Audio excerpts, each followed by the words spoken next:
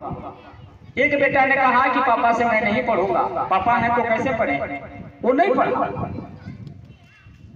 जो बेटा पिताजी को गुरु मान के पढ़ा वो बेटा आईएएस बना, और जो बेटा गुरु नहीं माना वो बेटा भैंसवार बन गया। आईएएस बन के जब घर पे आया, पापा बुजुर्ग हो गए थे।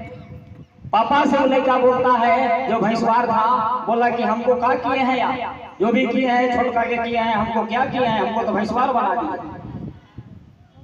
पिताजी ने जवाब दिए कि बाबू उन्होंने पापा भी माना और गुरु भी माना, मेरा ज्ञान था उसमें हक ले लिया, लेकिन तू तो मेरे को पापा केवल माना, तो जो संपत्ति है उसका भोगो, ज्ञान में तुम नहीं भोग पाओगे। इसलिए साहब ने कहा है कि ईश्वर हैं, परमात्मा हैं, भगवान हैं, लेकिन आप जैसे जुड़िएगा वैसे लाभ मिलेगा।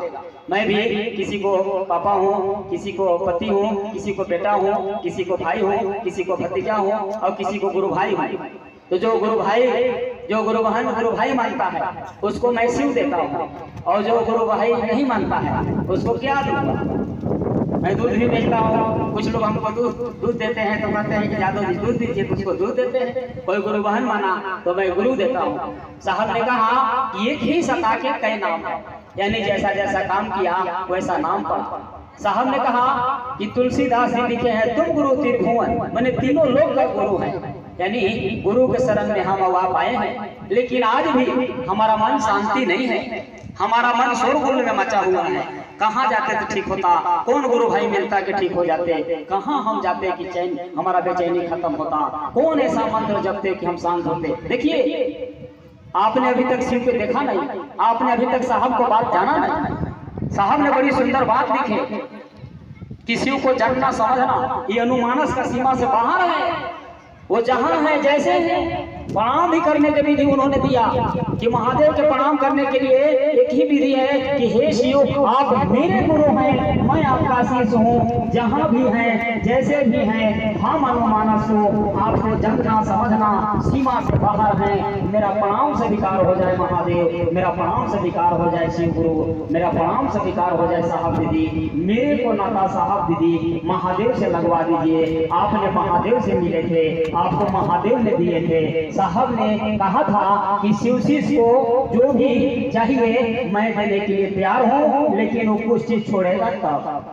साहब का कहना कि मैं देने के लिए तैयार हूँ। ऐसा सोच में साहब गाइडलाइंस कर रहे हैं। साहब ने कहा है कि शिव चर्चा का उत्तराधिकारी मैं ही रहूंगा, चाहे शरीर में हूँ या नहीं हूँ। साहब ने जिस आंख से पूरे देश विदेश मिला करके शिव शिष्य परिवार लगभग 10 करोड़ 20 करोड़ शिव शिष्य परिवार हो गए, भारत का कोने कोना शिव चर्चा हो रही है, यहाँ तक विदेश में भी चर्चा हो रहा है।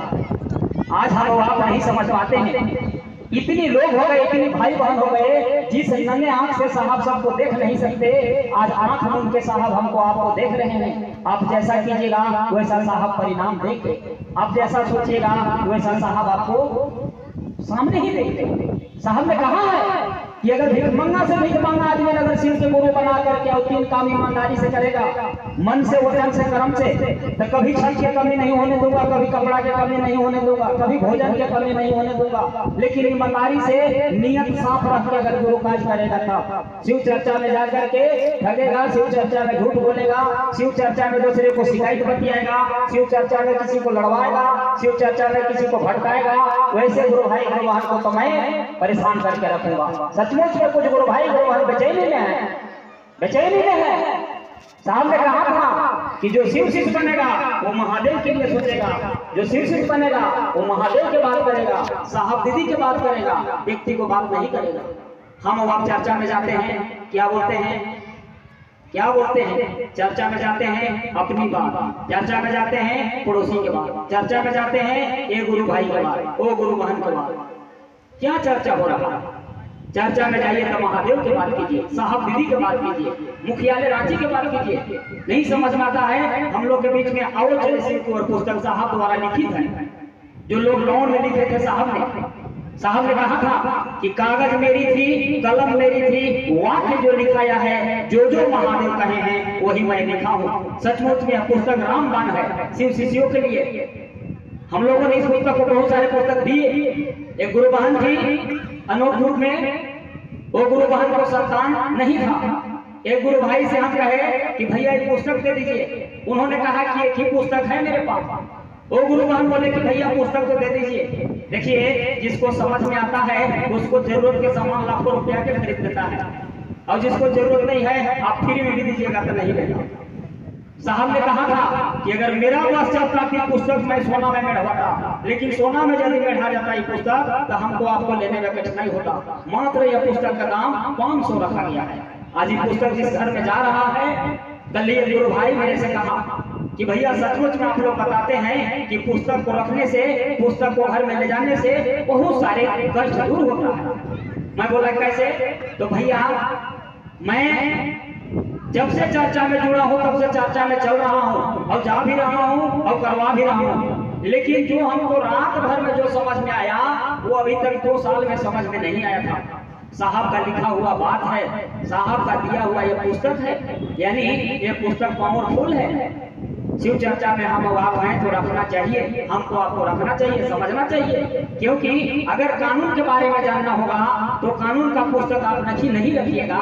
कोई पूछ दिया कि कानून में क्या लिखल है तो आप हटा देंगे। शिव चर्चा का क्या नियम है, शिव चर्चा का क्या कंडीशन है, कैसे साहब को महादेव मिले, कैसे साहब महादेव प्रसाद खिलाए, कैसे साहब शिव से भेंट किए थे, क्या क्या नियम लगाना पड़ा, क्या क्या साहब शरत लगाए थे महादेव से, सारा चीज उसमें लिखा गया है पुस्तक में।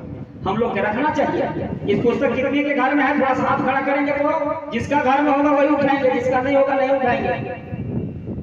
देखिए, मेरे ख्याल से जो हम लोग के साथ में आए हैं उनको घर में सबके यहाँ है, लेकिन यहाँ जो है उनको घर में नहीं है। ये पुस्तक होना चाहिए कि नहीं सबके घर में?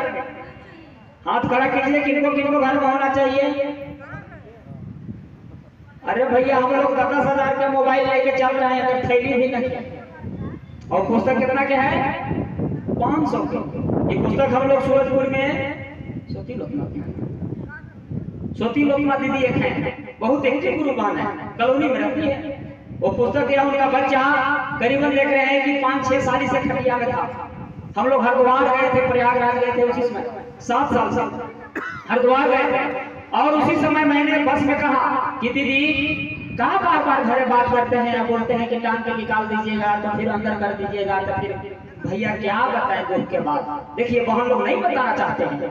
सचमुच में साहब कहे हैं कि दुख छुपाते हैं लोग, दुख छुपाना चाहिए, छुपाते हैं। लेकिन मैंने जिद किया कि कुछ तो बताइए दीदी क्या परेशानी है। तो क्या बताएं भैया, मेरा एक बच्चा है और स्टैंड में उनका पूरा जो है से क्षतिग्रस्त हो गया है, खाटी में ही रहता है। मैं बोला कि दीदी चर्चा में तो बहुत दिनों से है।